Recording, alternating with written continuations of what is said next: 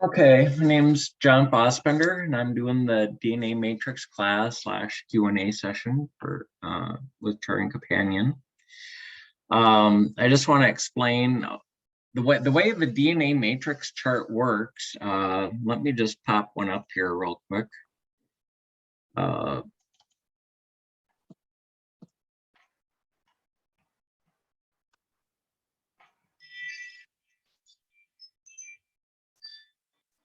I'll just do a real quick one here, or a real short one. Let me start sharing my screen. Okay, so this is the DNA matrix chart. So this is my mom. She the spouse is down below. She had two. She's been married twice. So my brother, my two sisters, and myself. And basically, these lines go down and show how much DNA we share. So it's so with my mom here, she goes down. Yep, that shares 3476 with my sister, 3471 with my other sister, 1678 with her granddaughter, and then 3476 with me. And that just goes on and on. My brother Kurt, son, half brother, that's just how the chart works. Now it's a standard descendants chart. Now, if I go into here, I was explaining to some of them, Pierre just sent out an update for Turing Companion 8 and it broke it. So I'm using Turing Companion 7. The functionality is same, the screens just look slightly different. You do a descendants chart. And let me see, I'm going to make sure I'm not doing the DNA matrix. So, here's the standard chart, with the husbands, the children. Oh, sorry about that. I clicked on something I shouldn't have. Yeah. So it shows the full range. But now if how the DNA matrix works is it requires not only your tree, well, we've all got that, but then it also it requires a match file that tells how much DNA everyone shares with everyone else. Now you could manually create one. Let me just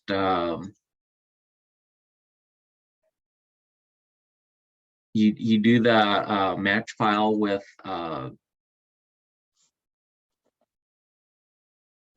just with your spreadsheet program. So here I just created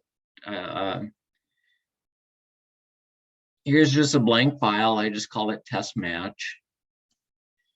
And so we can just call it, we need 3 fields. We need the test taker. I'm calling them this for a specific one. Here's the match, and then here's the amount of DNA, the DNA we match. And now you have to give it a label. So like I said, you could just call this, say like me, I could just say John F. Match just say my mom, and I could enter in, okay, it's 3476. And then me to my sister Lori and say I match 2450. I could just do that. Now to tie these people in this match file to my tree, I need to create a DNA fact. Now there is a built-in one. If you go in here, called DNA markers. So that's the one you can use. Roots Magic 7 couldn't use that, so you could also create a new fact type called DNA kit. And it really only needs to be description only. So you can use either one of these. Like I said, DNA markers is built in, Ancestry has that built in, but you can use either one of these two and only those two, and they must be called just that. So since DNA markers is built in, that's what I'll use. No, don't need to add two of those. At least not yet. So this is my mom. So now in this Excel chart, Excel sheet chart, I called it mom. You can call them whatever you want. It just has to be unique. So I just put in a value of mom there. And just to make it easier, I like to customize the view and actually add the DNA kit fact, their DNA markers fact. So it'll just show up here. So it's just easier to enter. So like here I'm on me. So I use John F. and my sister Lori.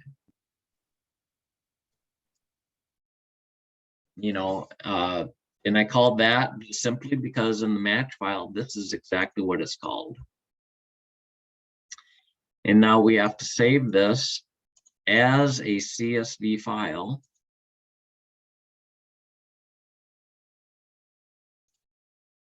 Comma separated values. So I'll let it replace it, keep that format, and boom, so that's done. So now we'll launch, okay, we start from a common ancestor. In this case, I'll just use our mom, my mom. Go into Charting Companion. We'll still go into like we're doing the descendants chart, but now we'll click on the DNA matrix tab. We're gonna tell it we're gonna use the DNA matrix. And then we're gonna add that match file. So documents, I stored it here.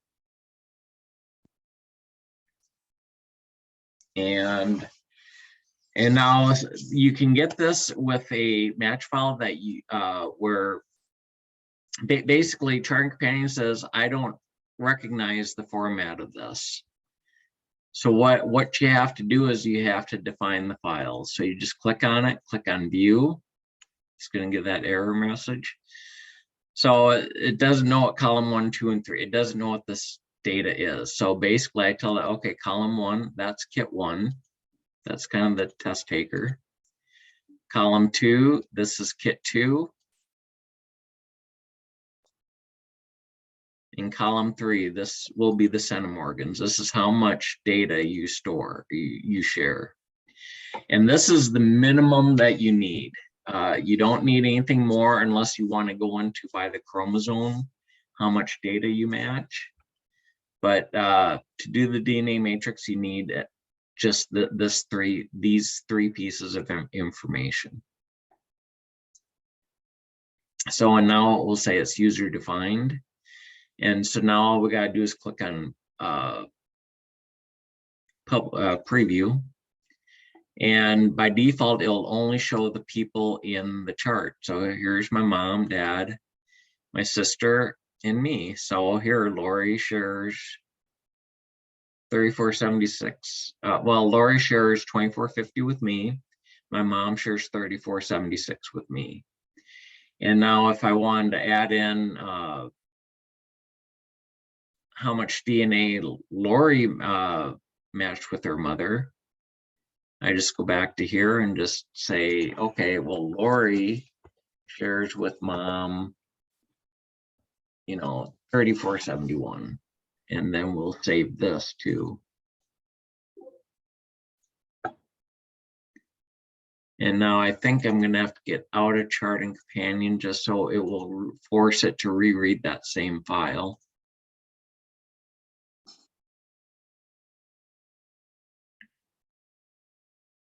And preview, okay, so now then here, so now here it adds in how much Lori and my mom match, how much me and my mom, and so it shows all that stuff now. And then you can just keep going on, adding the people in here that you know of and the amounts. Now this can get tedious. So I prefer to download the matches. So I'm going to just close out of this. Now we can keep that up. And let me go to Ancestry into my matches. Now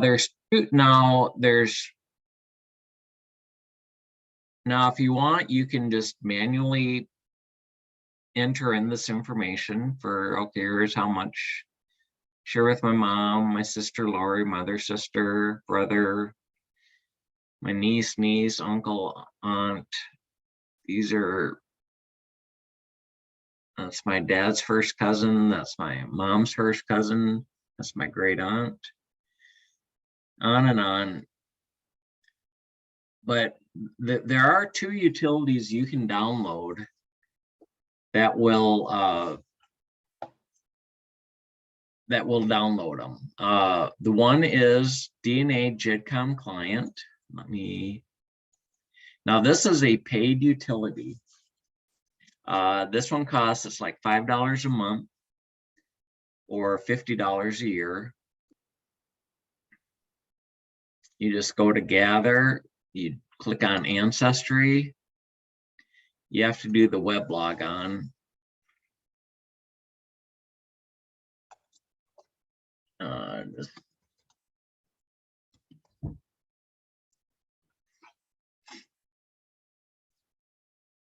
You just do your Ancestry logout, and then you can select the kit you want to download. And then click Gather DNA Data. Now this will take a while to run. But what you'll get is a file that looks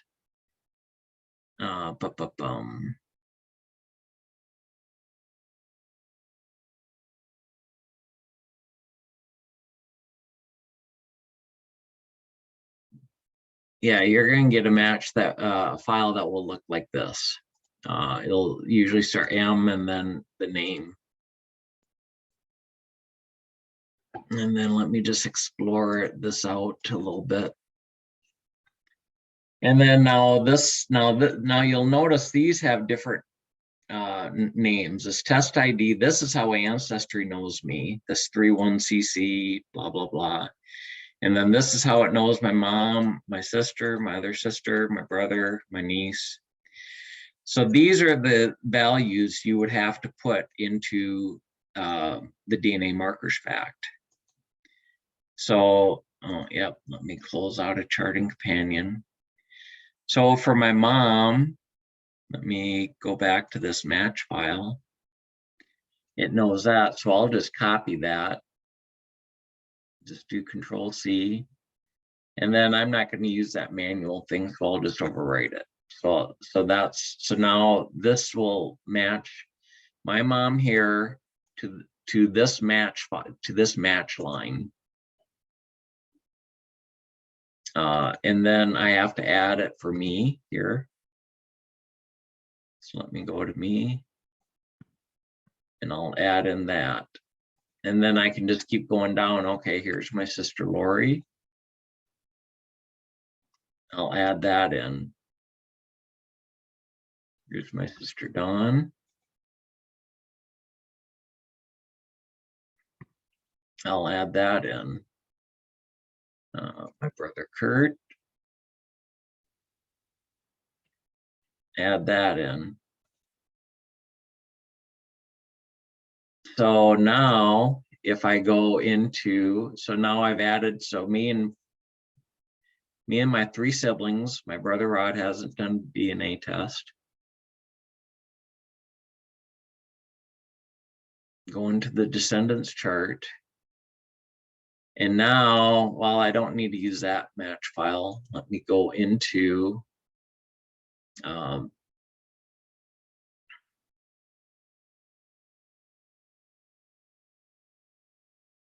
this. I'll select that file and it recognizes, okay, that's an ancestry DNA.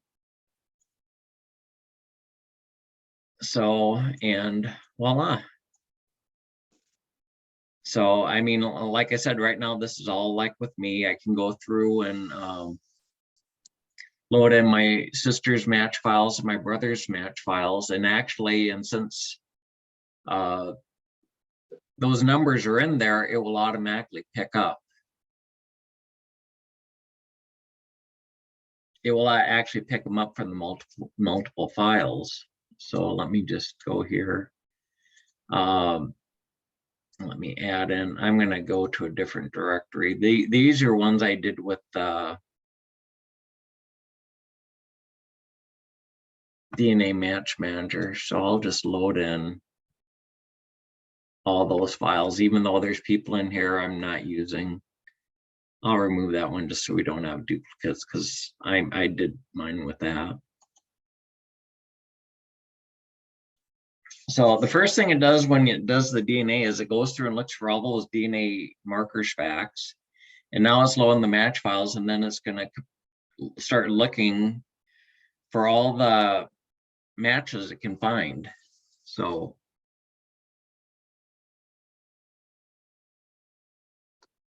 yeah, so now we can kind of start seeing how everyone matches everyone else. So I can see how my brother Kurt matches all of us, my mom, my sister, you know. Are there any questions about this so far?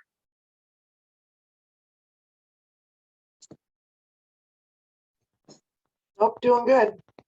Okay. I'm going to just show the other tool, my favorite tool to download the matches. Because like I said, this DNA this DNA Jetcom client does work. It is slow, and like I said, well, I don't know. Well, you can't probably. I've got like 36 kits here, and I tend to like to download my matches about once a month, just so that, you know, when I work on them, it's like, okay, I've got any new matches. Well, this would probably take me upwards of probably about a week to download all these, because, you know, you do one, you got to sit and wait and then come back to it.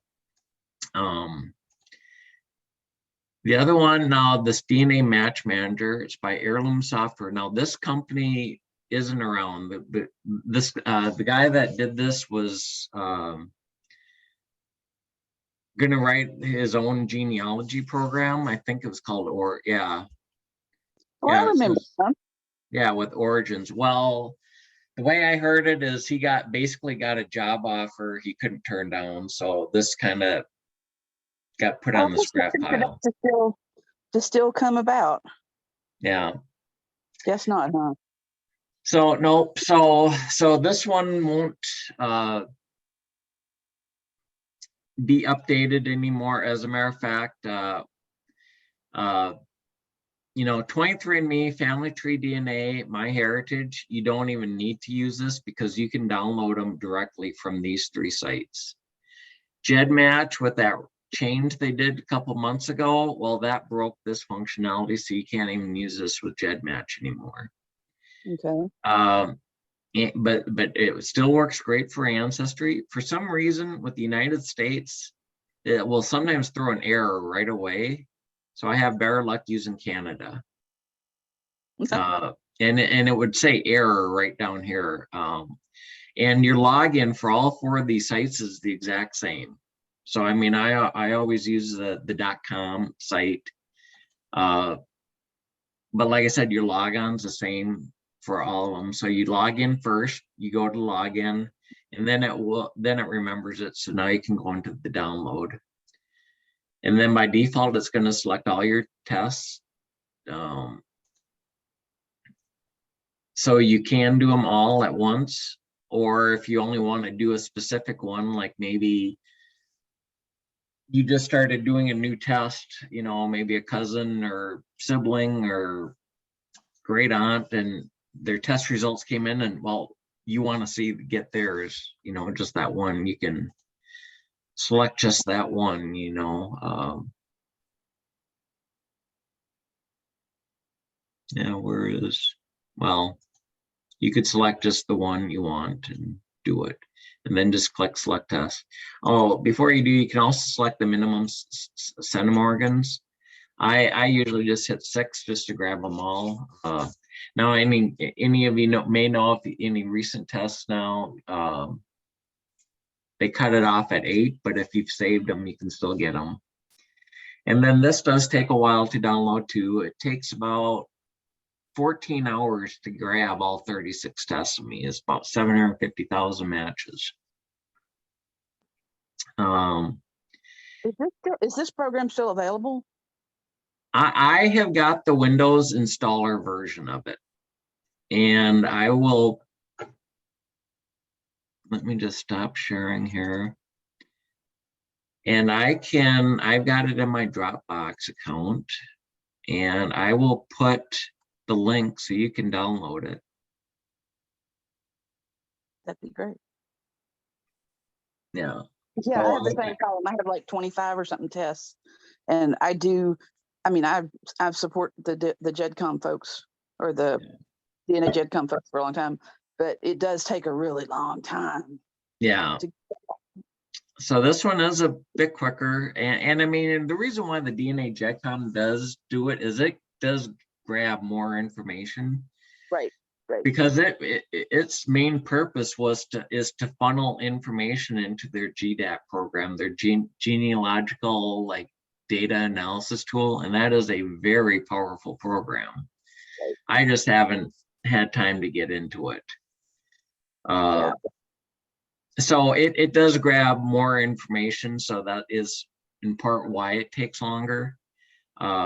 But Charting Companion doesn't use any of that extra information. So, let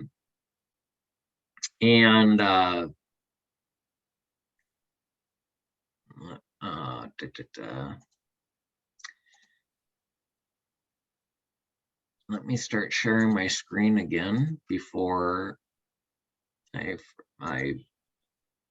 start talking about something else. Now, one thing with Charting Companion or with the DNA Match Manager, it will save it in a file like this Match Manager export, and then it's going to have like a date. And then it will have all of your kits. Now, I like to split it out. I wrote a little program that will split it out by the names. Because once in a while, DNA Match Manager will have a problem downloading. As a matter of fact, some days it just goes better than others. Let me just zoom in here.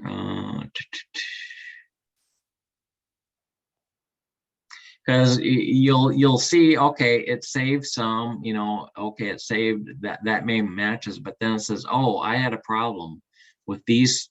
Whoops, I clicked on it when I shouldn't have. With these 3 kits, I couldn't download them. So that's when you're going to have to go restart it and select like those 3 kits. I had to reselect those 3 kits to re-download. So that is just one thing just to be aware of. It does not always grab them all, but it will tell you which ones it had trouble with. And part of that is just with Ancestry. So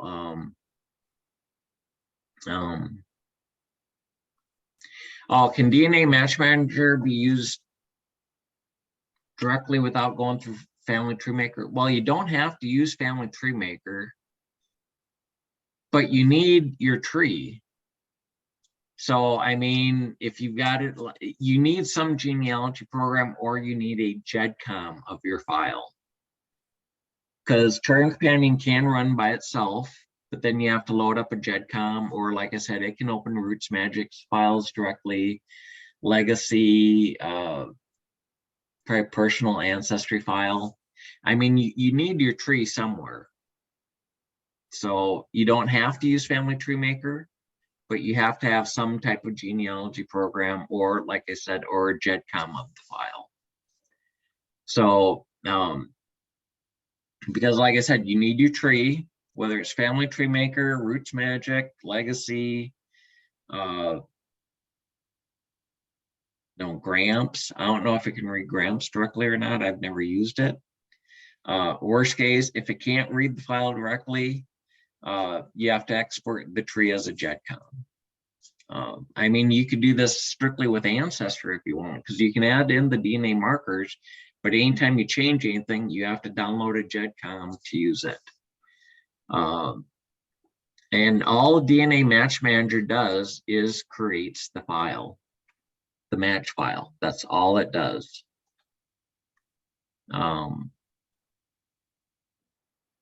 So in DNA Match Manager, here's my match file. It will look similar to the last one. The fields are just slightly different. Here, this ancestry test ID. Okay, so here's my ID here. The matches ID is over here, but these numbers are all the same, no matter whether you use the DNA Jetcom client or this DNA Match Manager. And then here's the centimorgans. And Charting Companion recognizes this file format, so it can just download it. And you just go through your tree and everyone, and you just start matching up, putting in this match data into these DNA markers fact. And like I said, I add it to the customized view just so it's easy to add, so I don't have to keep going over to the person tab.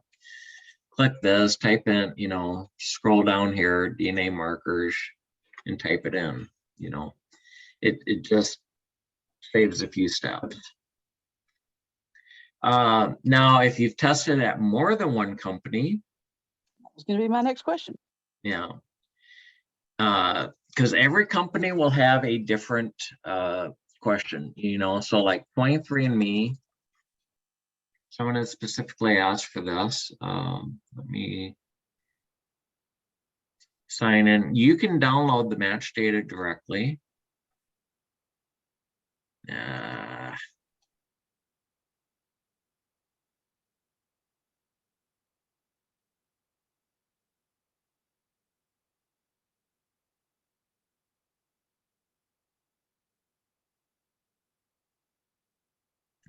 Because now this one, I got two, because you go, yeah, your DNA relatives. And you see your list, and then you just scroll all the way down and says, okay, request DNA relatives data download.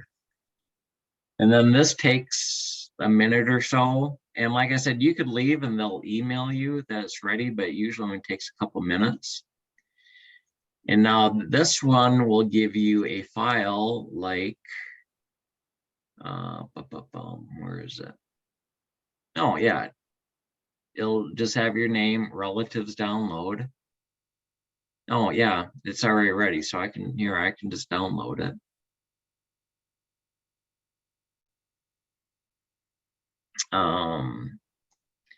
And here's 23andMe, and this will be updated. So I'm gonna just let this extract right to there and overwrite it. So always nice just to keep files the same name. Now this one, you look at it. Now this will be really different. Let me just expand this out. Now this has like a display name, surname. Now this one is broken down by the chromosomes. So it gives like the chromosome number, the chromosome start, end, the genetic distance. This is actually how many centimorgans you match. This is my half first cousin. So here I share 47.7 centimorgans on chromosome 1 for him. Chromosome 2, I do it in 2 sections, from here to here and here to here. So it goes on and on. Then, like I said, all this other stuff doesn't really matter too much. But one thing you will notice is there's nothing saying who I am. Turing Companion will treat this as like kit 2. So basically the name. So what you do then is, well, I got to come up with a name for me. So, I mean, I could say this, but it's going to be easier. I'll create another DNA kit marker pack. Now, since this is my kit, I can call it whatever I want. So I'll just put my name. It really doesn't matter unless you've got multiple 23andMe accounts. You know, so say my mom also tested at 23andMe. She didn't. But it will have whatever my name is on 23andMe. So then I'd have to match that. But since I've only got one kid at 23andMe, I can call whatever I want. So I'll do that, and then let me go to.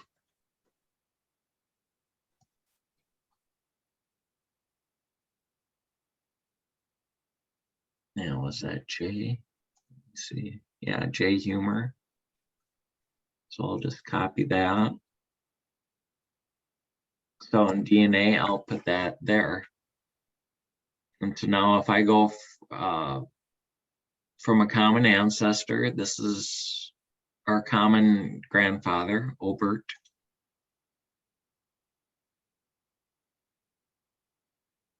Turing Companion. And now I will add in that 23andMe account. And now this one is going to say, it's a little more obvious. Now, see here, if I click on any of these, it's not saying anything. I click here, it's asking for a kit 2. That's because it says, hey, I can only find one kit number in there. So in here, it's basically saying, whose kit is this? So I will type in John Fossbender. And this is, I type in what I put for myself for that kit. And so now if I run the DNA matrix, and you'll notice all those other kits, it doesn't matter if there's no match data in there, it doesn't matter. So you don't have to keep unchecking them.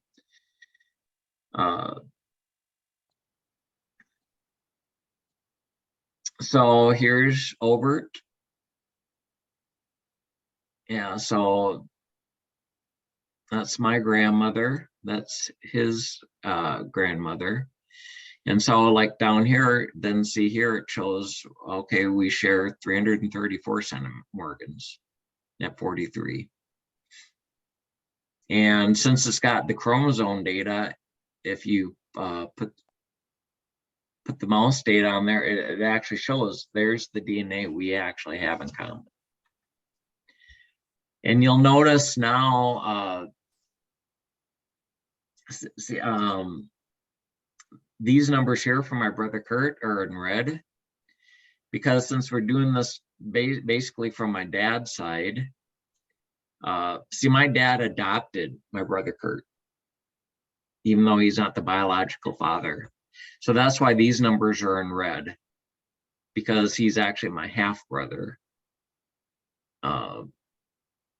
But they're just saying, okay, these numbers aren't in bound for, you know, a full sibling.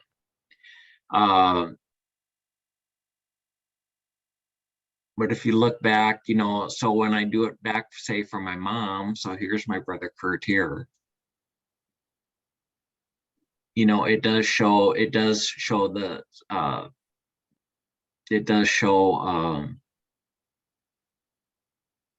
the separate husbands that my mom had. So it shows the proper half relationship, because my brother has 2 dads attached to him, his biological and adopted. Now, if you want to you could sever any non-biological connections in your tree. And sometimes when you do it, you have to, especially if you start running the DNA simulator. Because like if I was doing a DNA simulator with this one right here, this would be fine because everything jives. If I was to use this tree like this, no simulator would come up as valid because these right here with my brother Kurt are invalid. So what I would actually have to do in here would be to sever the adopted status. Or so now let me go back to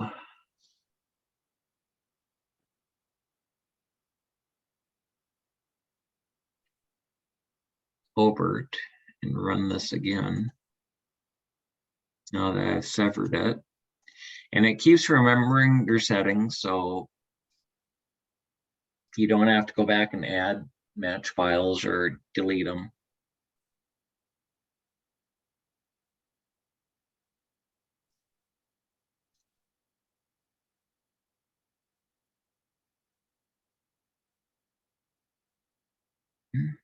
Yeah. See, and so now, well, so now basically, yeah, see my brother Kurt's just gone from this line now, but there's no red. So let me do one other thing here. Let me close that down. I'm gonna go back here and I'm going to oh yeah. Now what I want to show in don't want that. So MyHeritage, my heritage and ancestry are what I use the most. So let me just go into MyHeritage real quick, because if you aren't, and this is in the guides, because MyHeritage hasn't changed much about how you download your match data. Once you log into your MyHeritage account, you just go DNA matches. And then there's these 3 dots, and then you can either export the entire DNA match list or the shared DNA segments. And I do this because this does it down by the chromosome. Both these will give you the same number of matches, but this gives you by the chromosomes. That can help. And you just click on that, and then they'll email it to you, and it'll be a zip file, and it takes anywhere from 5 minutes to maybe an hour. And that file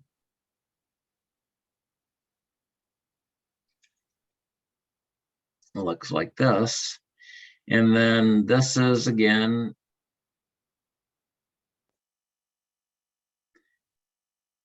Charting Companion can't parse these numbers because it's all one field. So this then again goes by the name. So so this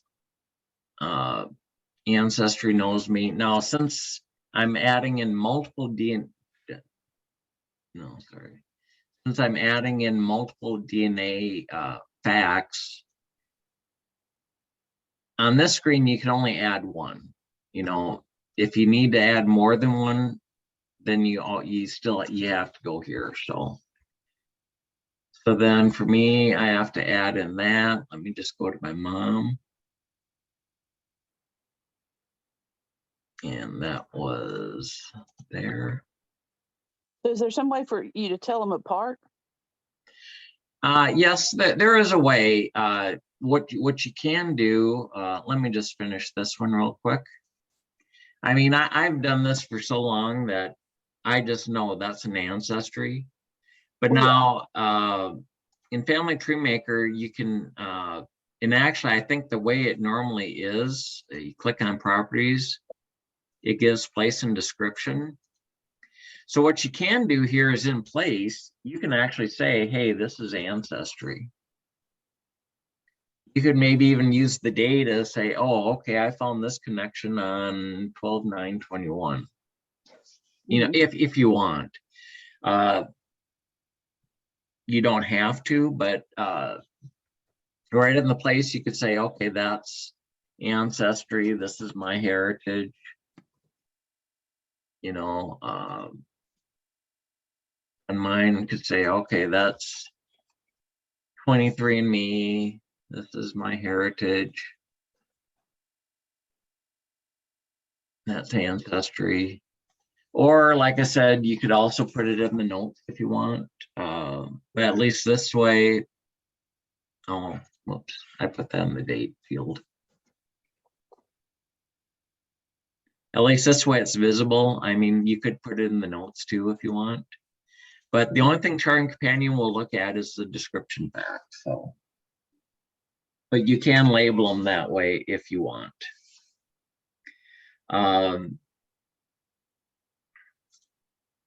And now let me just go back to my mom, because there's one thing when you do start having multiple kits, and especially where people are in both of them. So let's see, I've got that. I've got my ancestry. Let me load in my MyHeritage ones.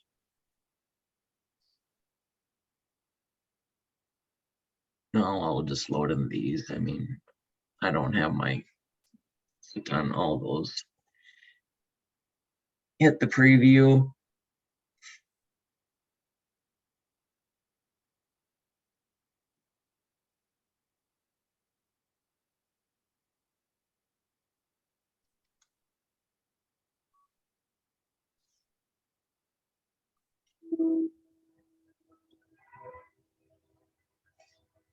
It's processing. Okay, so okay, and oh, okay. Let me turn off this one thing that before I got this multi-line on.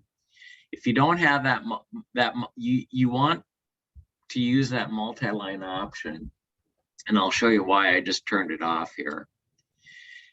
Because if you don't use multi-line, well, see here, all these matches between me and my mom, well, they're overlapping each other. So you really can't read it. So by using this multi-line, if it sees that there's more than one match between two people, it will put them on separate lines. So that's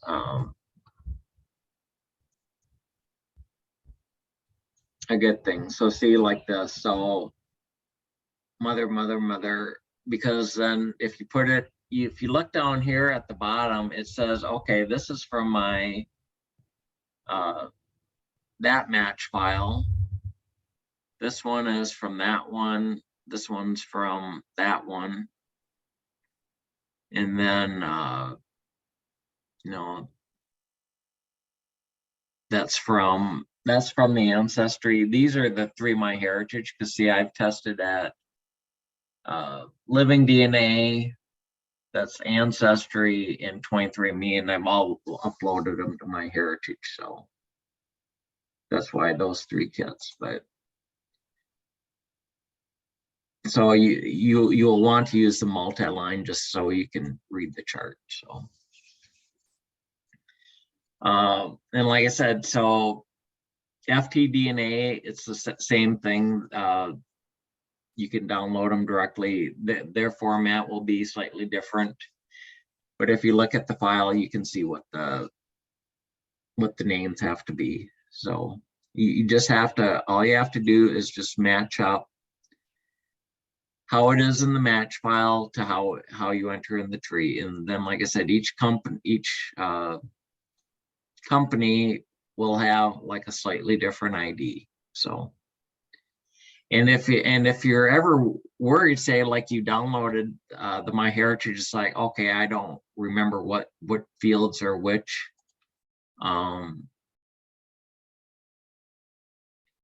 If you go to the DNA matrix, so here's some of the, this is from the DNA match manager. And like I said, you can look over there. Yeah, it's the heirloom DNA match manager. You can just click on view. And then, okay, there's kit 1. So that's one of them. And then kit 2, you know, so that's actually mine. So that's the one that's the same on all of them. So that's the numbers that you have to use. So are there any questions about that? So, because it's just the DNA markers, that's what you use to tie the people in your tree to the people in your match file. And like I said, if you want to like create your own match file, you can call them whatever you want. You could call them Mickey Mouse and Donald Duck, Daffy Duck. You can call them whatever you want. So, but if you use a tool to download them, then you have to use what they call them, or you could modify them and change them to whatever you want to. But then you have to do that every time you download. And one reason why I like downloading is, let me share it again, is because sometimes you can find surprising matches. Because let me show you.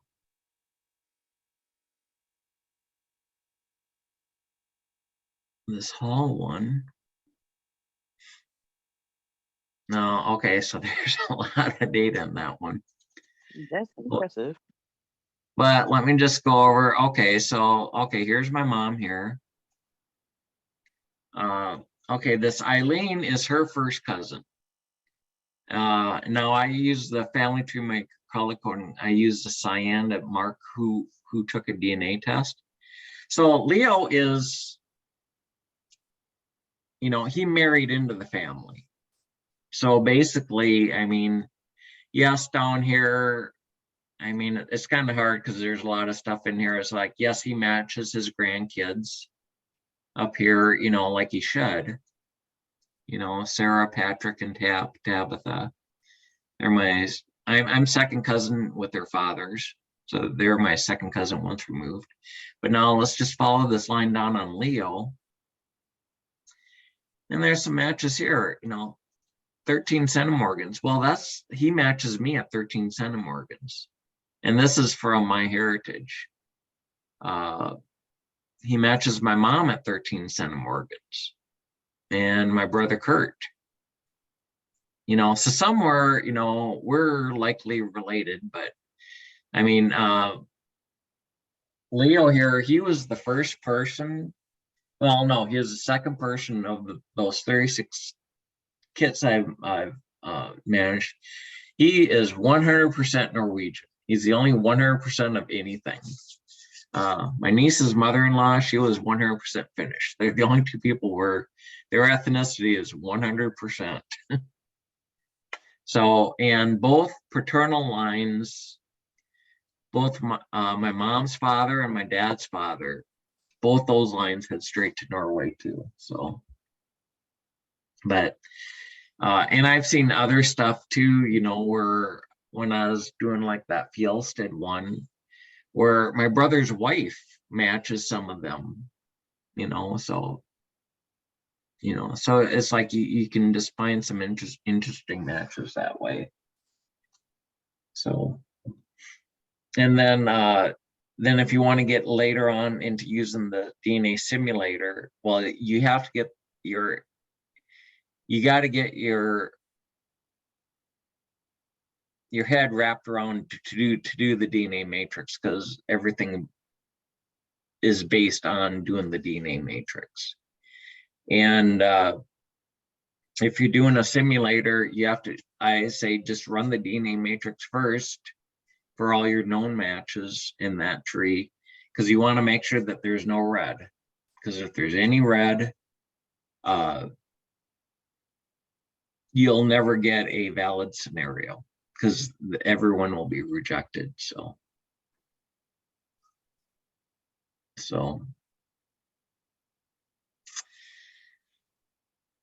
any questions or how to do other stuff? Or I'm just excited. I've been seeing this stuff float by for probably the last however long it's been around, and haven't been able to figure it out from just, watching it go by. And yeah, but it doesn't seem like it would be that hard. no, it really isn't. And like I said, and when I download new matches, I try to keep the file names the same. So then that way I don't have to change the file names in the DNA matrix, or where you're loading the files. It'll just pull in the new data. So Exactly. and if you ever want, I can show the script to split them out into the individual names too. It's like a, well, I can show you it. I think most computers have got that PowerShell, and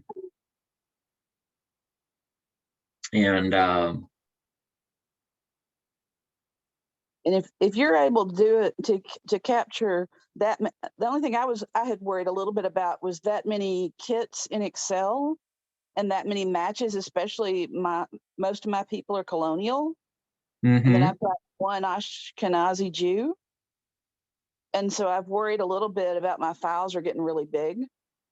So yeah, no, Pierre has made a lot of changes, like some specifically for me, because I have used like tremendous amounts of match data. And like I said, Ancestry, all 36 kits, there's like over 750,000 matches in that. And then add in then the MyHeritage. And then if you start using the family tree DNA, right. GEDmatch, it's like there's just tons of them. Yeah. Yeah, I've done the same thing. I've loaded mine as well. Yeah. So yeah, see, when I save from DNA Match Manager, it always saves into this directory, and I make it just replace this file, because this is those last 3 that I had trouble downloading that one time.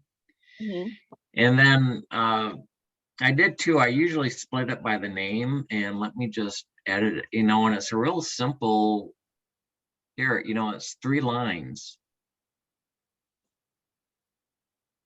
Where basically, I just tell it right click, tell it run with PowerShell. It does this, and yeah, and see, here it is creating these files. So here you can see accounting, and so it just splits it by the name, or you can split it by the ID if you want. So but anyway, it just runs, and it looks specifically for that file name, and then it splits it by the name IDs. Then it just does H underscore the name. It throws in a space for some reason, but then this way, then if I want to look at just the one person's match file, is like, okay, I can look here and see, oh yeah, they're in there. So yeah, that's great. So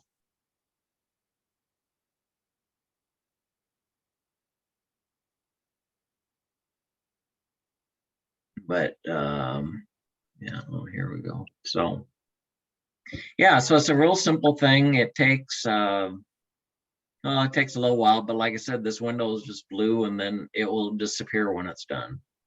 So I'll just close that down because I don't need it running now. So but yeah,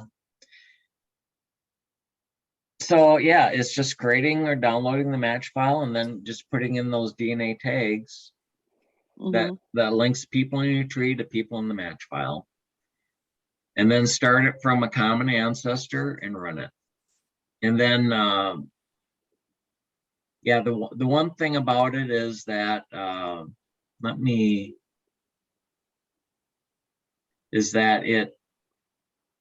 the one thing I don't like about it is, let me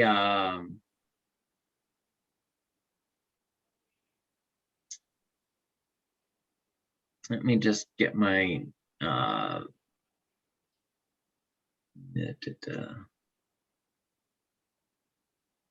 me just get my niece's data in there. Well, here, I'll just show you on here. Oh, no, let me just put in my niece's data real quick.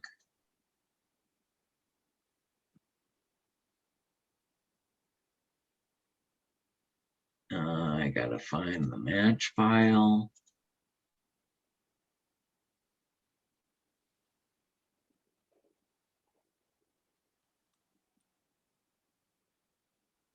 Just so I can get the name.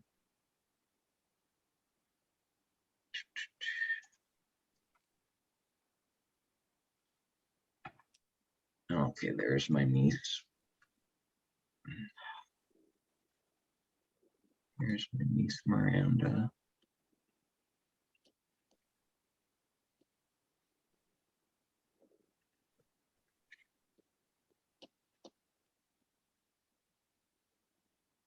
Okay, I'm going to start sharing the screen again.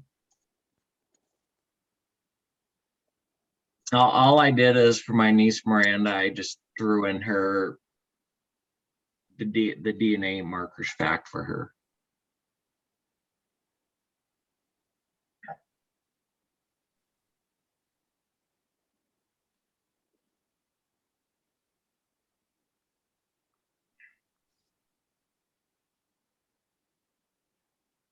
Okay. Yeah.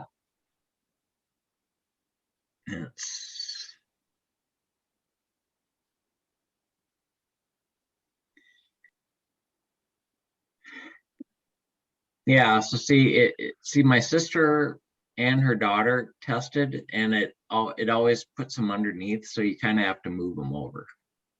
Right. But you can just slide them over. And then when you go to publish it, it will remember how you moved it over. But if you ever change any setting, it's going to reset it again. So that this will be over under there. And I know that's on Pierre's enhancement list, but who knows when who knows when it'll get implemented. So that's about the only other thing. And then, like I said,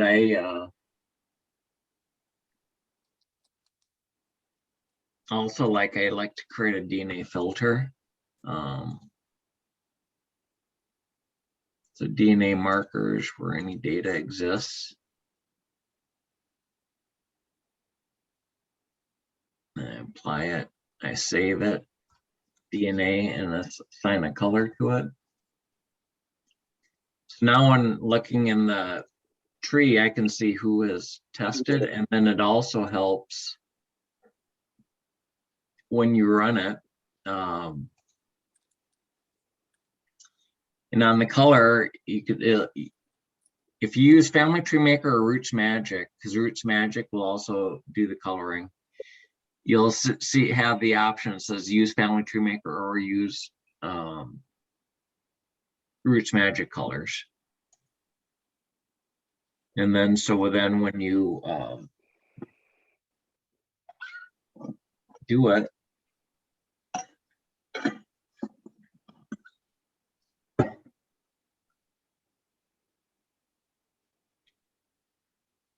yeah, I guess I don't need to load all those match files for this test, but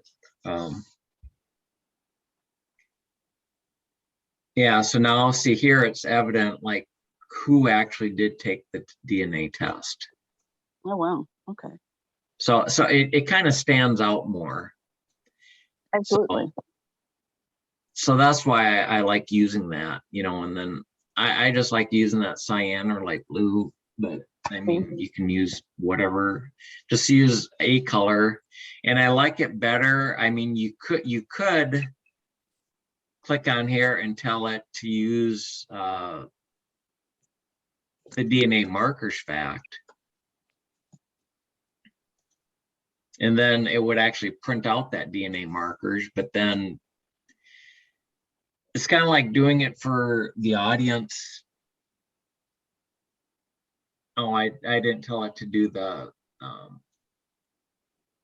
I didn't tell it to actually display the kits. Oh, yeah, Ancestry, but too many of my family members were saying, well, what's this? You know, it's like, the color is a lot easier for them to understand than, especially if I had it display that name or that big long number. It's like, because really it's like to the average person, that number means nothing. It's only for the program really. So, Right. So that's why I just like using the color coding. So. Oh, absolutely. That's what the color coding's for, really, is to show things that you're not necessarily showing people the things they won't understand. And depending upon what I do, I'll change the color coding around. And you know, I use Family Book Creator, and so I'll use it to highlight the family lines. And then, or other times when I'm working on just I want to concentrate on a single line because I've even got extended branches in my tree. I'll use the filters, color code those, and so it just depends upon what I'm working is how I've got it color coded. So cool. So might I ask a question? Certainly. Okay, so my wonderful husband bought this for me because I kept having issues with bits and pieces of my tree disappearing from Ancestry. Didn't realize he was going to add this in. You said the you have to go, or you have to have a common ancestor to start from, correct? When you're Yeah, building to this do out? the DNA matrix, yes. Okay. It seems like I am related to everybody, their cousin, aunt, and their neighbor, and their neighbor's aunt. And a lot of but I have no idea who they are or how I'm related to them. Yeah.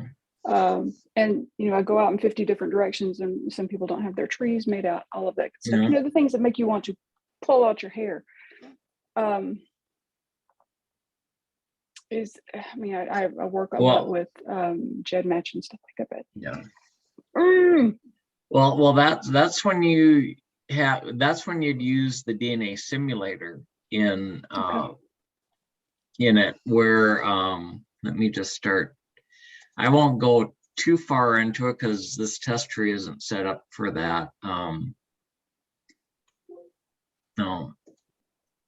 But when you right next to the DNA matrix, you have to have this DNA matrix checked, but you go into the DNA simulator. Okay.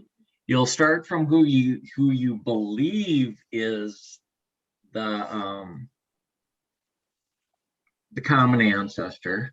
Oh, before I do this, what you will do first is the unknown match, and maybe as much of their tree as you know of. Actually, I can show one because my uncle's wife, I actually show this one quite a bit. My uncle's wife, Jan. And then, oh, I bet I don't have any bookmarks. Okay. She's one. Okay, I was able to figure out who her father was. And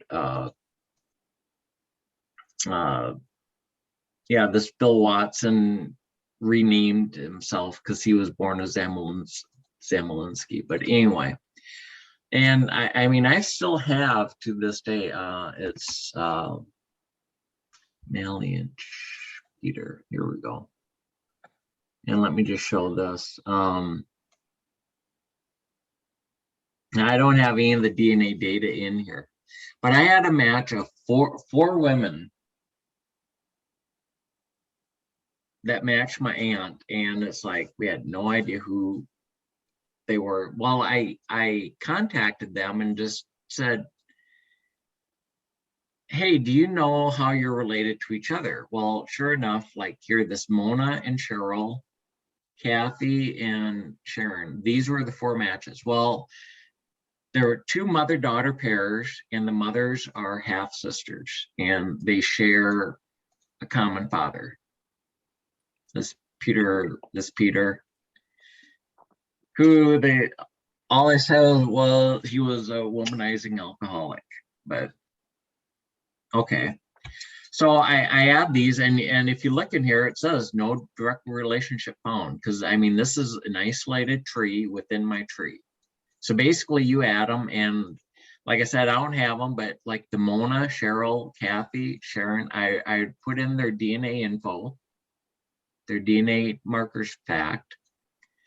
Then Peter Malianch is the common ancestor. So I go to, that's U, no, that's UE.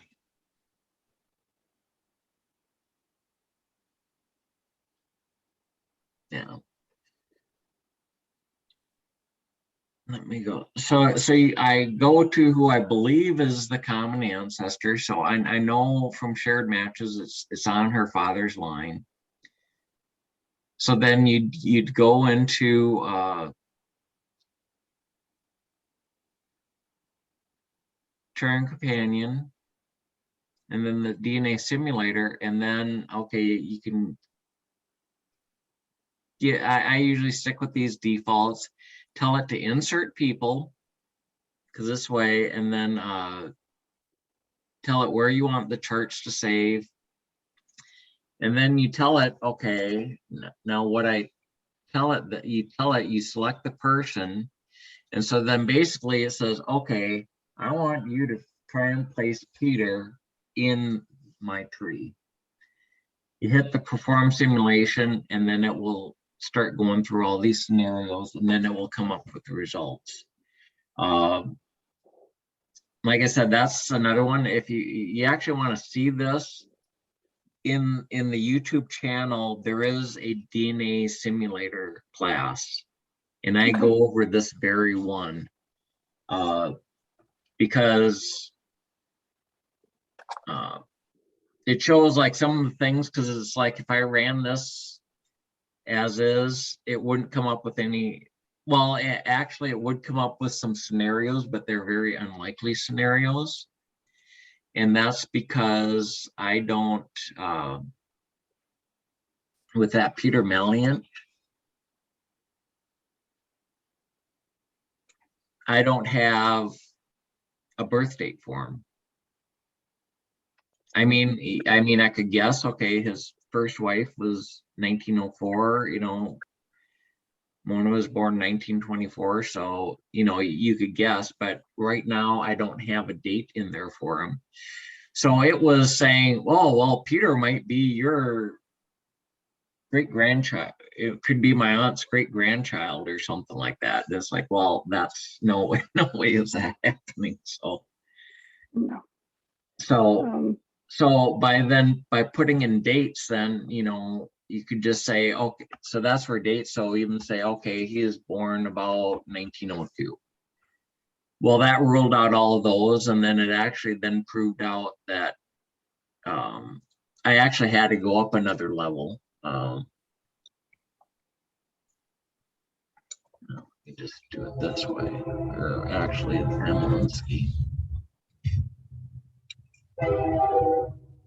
Yeah, I actually had to go up and create a fictitious parent because, well, I don't know, it's either Zemelinsky or Marushka. So I basically did like,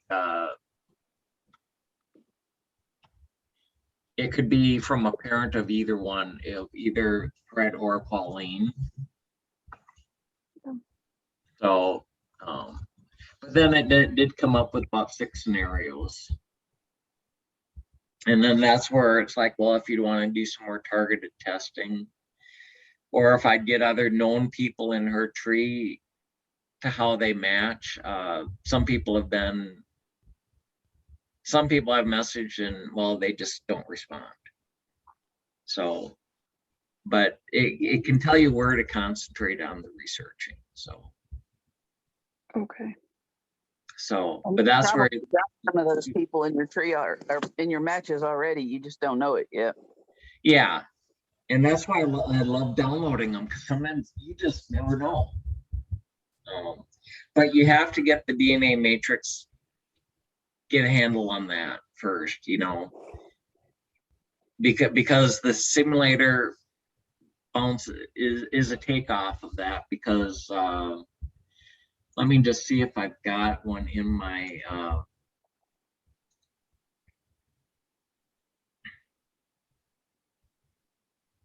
oh yeah, here it is. Yeah, because it'll come up with it'll come up, I'll scroll down and see it came up with 6 scenarios. See, this is what it will come up with. So yeah, see, this is where I said Zamolinsky or Rushak. I probably butchered the names of it. So it could be either the parent of either Fred or Pauline. So basically it inserted a person here. So basically, okay, so it's a sibling to Fred or Pauline, and Peter's the child. So, okay, that's likely. Or it said, or it could be basically a grandchild of one of their siblings. And that one maybe, well, sometimes you just know, here's like a great grandchild. Okay, that one's probably, especially by the age, is a little less likely. And then you're saying, okay, well, Peter might be a half brother to Fred, or it could be a half brother to Pauline. I mean, because we're going with this. In 1884, 1900, okay, that's possible. And then basically here it's along the same thing where, okay, it's the son of a half sibling, which, okay, that could be 2. And then grandson of a half, okay, this one's probably a little less likely. But this is what the DNA simulator would give you. So, Okay. so, and that's kind of covered in it, that one class. So, but like I said, if you do a DNA matrix for your known matches, even if it's just you and maybe a sibling, maybe you got a child or a parent or something, just at least. I know a few of them. Yeah. I do. Yeah, as long as you got a few and you can get that DNA matrix, you're good to go. And then you can go on to the DNA simulator. So you just add them in as an unrelated person. Okay. And then add their DNA info. And then using shared matches, then you just have to go through and figure out who you believe the common ancestor is. So. Well, I mean, I've got one particular ancestor that I need to prove on my side, but no Y DNA to be had, obviously. Yeah. And so well, I get and Y DNA isn't, a magic bullet, because it's well, my mom's brother and myself, we're in the same Y Alpha group. So somewhere it's like we share a common father somewhere. But like I said, both my paternal lines head straight back to Norway. So it could be back further than what we know. And so My Y group, my Y DNA from my dad, only matches he's had have been to people with totally different surnames. yeah. Well, the same here, but like I said, mine goes straight to Norway, and if you've ever done anything, that they all do a patronymic naming system. So it's like, Mhm. and I mean, I had one, and then if they're farm, they'll take the farm name, and then if they start working on a different farm, well, then their name changes, and so that's not uncommon for me. So anyway, Norway, Finland, all the Scandinavian countries, they're interesting, and so you have no idea how many Ole Olsons I got in my tree. Should see the amount of joy that I had going through trying to separate out all of my Native American. Yeah. And well, it's one of my Native Americans. It was my second great grandmother and third great grandmother. They were sisters, Yeah. but they their last name was Stewart, and I followed that back. But the match that I have to prove on my side would help him, but he's already been proven through Y-DNA, is for Alexander Stewart is the Wolf of Badenoch, I guess, is how you say it. Mhm. But my lord, and once you get into nobility, it doesn't look like a tree anymore. It looks like a French braid. Yeah. Yep.